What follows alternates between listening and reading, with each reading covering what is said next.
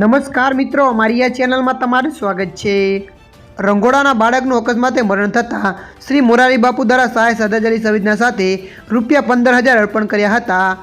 ઈશ્વરિયા ગુરુવારે ગઈકાલે રંગોળાના બાળકનું પતંગ રમતા વીજળીનો આંચકો લાગતા અકસ્માતે મરણ થયું હતું, જેથી આ પરિવારને શ્રી મોરારી બાપુ દ્વારા શ્રદ્ધાંજલિ સંવેદના સાથે સહાય અર્પણ થઈ છે।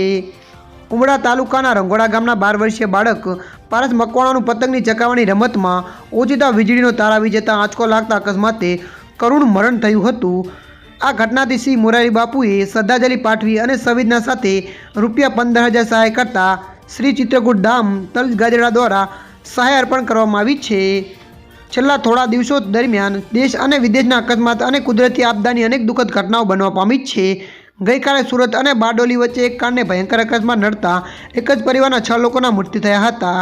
મોરારી બાપુએ આ ઘટના તરફ શોક વ્યક્ત કરી પ્રત્યેક મૃતકને ₹11,000 લેખે કુલ મળીને ₹66,000ની સહાય અર્પણ કરી છે।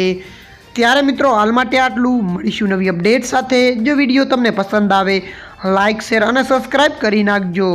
ધન્યવાદ।